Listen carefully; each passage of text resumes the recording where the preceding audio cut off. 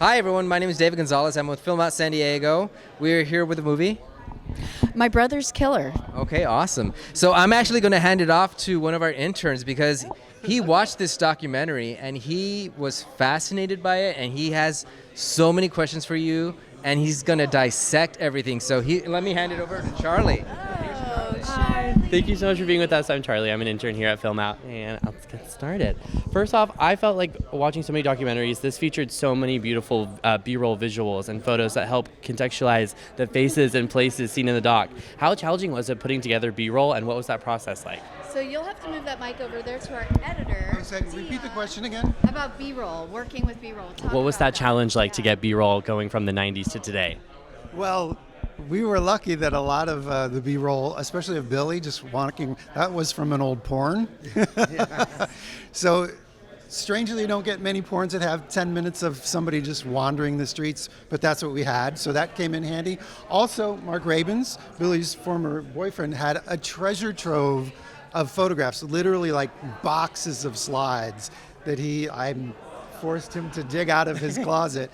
And he's a photographer, so it was amazing material to work with. Right on. We have Billy to thank for it. Exactly. Yes. Right on. In the event that you couldn't solve the murder, what do you think the future of the doc would have been like? And how do you feel like what it would look like? Well, the future of the doc for me that was my idea. I thought we weren't going to solve it. I thought maybe the doc would help solve it, and it could be just a part of, like what Chris and Eric were doing, getting the word out. Like I would help with that. And yeah. Keeping Billy in people's minds. Exactly. We wanted Billy not to be forgotten. Yeah. When we started talking about it on the podcast, we said the goal was to get people, a new generation, as obsessed with the case as we had been with the case, having seen it online for years, having not known that there were any leads ever, having seen that there wasn't a lot of reporting about the case outside of the adult media sort of journalism space.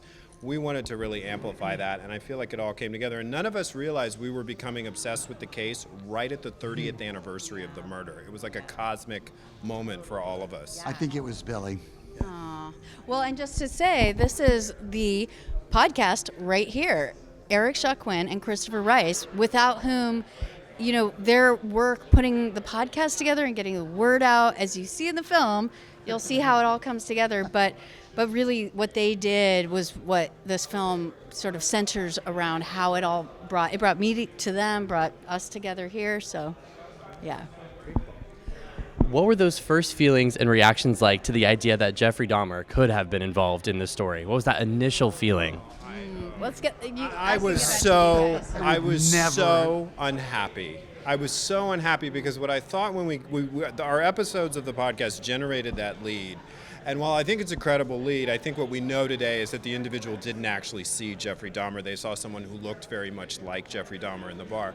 But I thought we were so torn about it because we thought if we say this, it's all anybody's going to want to talk about, and we're never going to be able to disprove it. But we wanted very much early on to dismiss him as a possibility, and we couldn't because it was so long ago, and there was no sort of smoking gun that put him in Milwaukee right at the time of the murder. In fact, it was the opposite. But we decided that it was essential to getting attention to the case. In the end, it turned out to be a blessing in disguise because it created so much attention that the police actually became aware of our podcast and reached out to us, and that sort of was the first stepping stone in us starting on this journey to do what we could to help solve this crime. Spoiler alert. I think with the exception of the actual finale, the ending of the film, to see Jeffrey Dahmer's name, my jaw was on the floor. I was so struck by that. But after reviewing the homophobia in LA in the 90s, did you experience any homophobia or struggles making this doc based off of its relation and its queerness in current day? Interesting. Well, you know what? Thank you, because I'm glad to say we are in a better moment. I will say, the climate now really sucks. I think we can all feel that, but this film has been couched in love, like this festival right here, thanks to you guys holding it down with LGBT film festivals. Like, it really matters. And we actually launched the film at South by Southwest, and they specifically said, this is so great that this is a positive queer story for this moment. So I think our community in this moment has been awesome. So I've felt good about And that. the other thing I would say, it was wonderful to find out that how little role homophobia had played in this process. As we spoke with historic people from the investigation of the crime, they all, to a man and a woman, said the only thing that stopped us was we ran out of evidence. We ran out of leads. Yeah. They were never not interested in investigating the case because it would involve a queer person. That was never... That was something that I think Mark shared with us when we reached out to Mark initially, was you felt they were really investigating the hell out of certain aspects of the case, that they weren't ignoring it and just saying, oh, some gay guy killed another gay guy and what are you going to do? Right. Yeah. Yeah, they were. I want to say they were on it, from the very beginning, and they never let up. And then there were periods of time where, they ran out of leads, and it kind of went dormant for a while. And then Rick Pasquet was helpful in getting things started again. And I think the 15th anniversary, they did a news report. Where Detective Burnt, went on broadcast television. Fox 11, L.A. Yeah, she went on Fox 11, L.A. And kind of reinvigorated the case again, but there weren't any leads that until there were. But it wasn't the atmosphere. I think there was distrust at the time of the investigation, but homophobia did not play a role in this case going cold. Yeah, and I felt afterwards. Yeah, and one of the things I think we explored in the early podcast was that we were afraid, and I think to some extent it was panned out, that people who knew something were afraid to go to the police at the time because of the way that police had treated gay people historically, queer people historically. And that was, right, that's a reasonable thing. Yeah, that distrust. Right, they were not, I mean, if you walked into a gay bar around the time Billy was murdered and you started just saying, who was here last week, that could destroy somebody's life. Sure. We talked about that all the time on the podcast. So we were worried about how it hampered the investigation in the beginning, because I think also one of the other things is the police detective who took it over wasn't fully in charge from day one. So there were moments that we looked into historically in terms of how they might have impacted things. And Bill being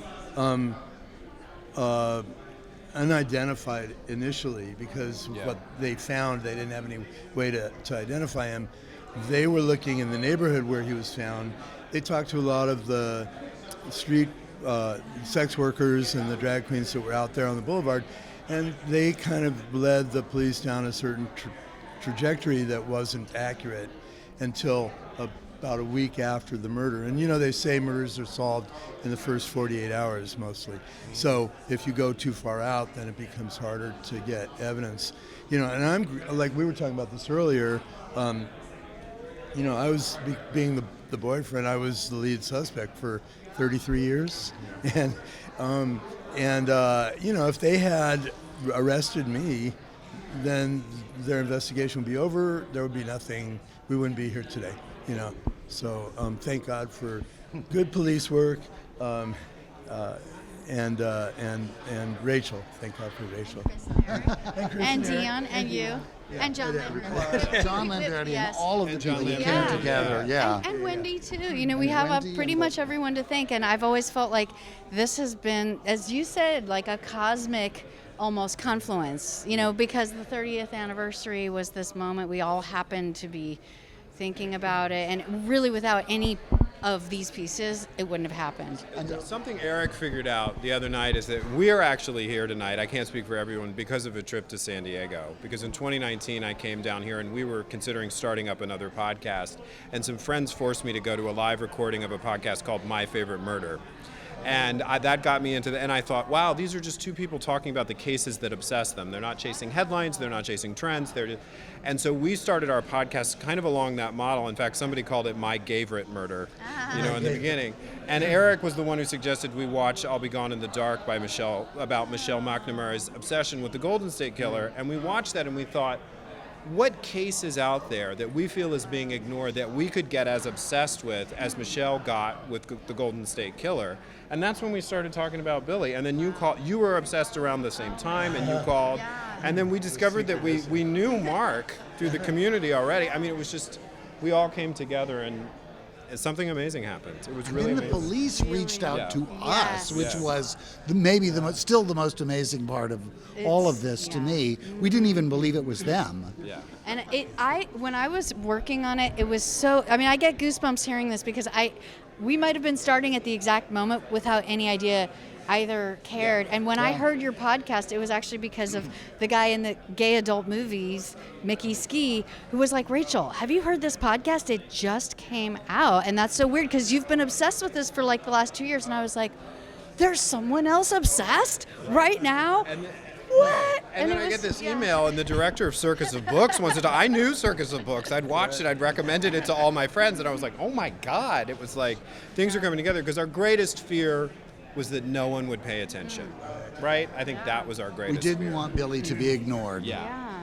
You know, here's the thing too. When Rachel first came to me, she thought I did it too. So, but yeah. Sorry. I know. So that's out in the open now.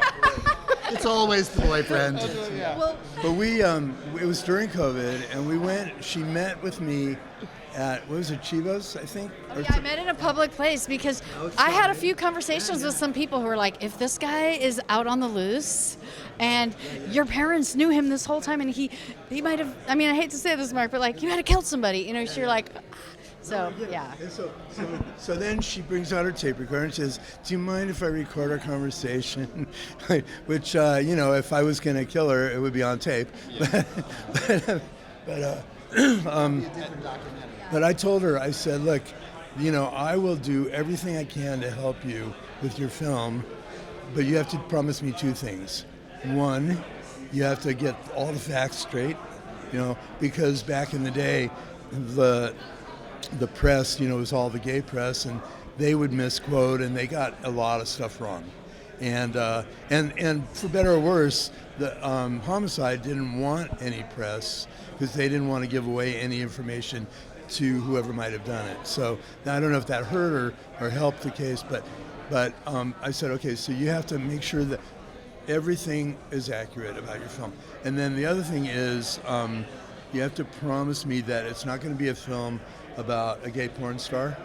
It's going to be about a film about a young guy who was creative, he was handsome, he was smart, he was energetic, he loved life, and he happened to do gay porn, and she promised me she would do that, and she did. She kept her promise on both counts, and so grateful. Well, How did Charlie do? oh, great. Thank you, Charlie. Thank you, Charlie. All right, thank you very much, guys. Appreciate it. Sweet. Thank you. Thank you. Thank you. Thank you so much. Thank you. Thanks for the... No problem.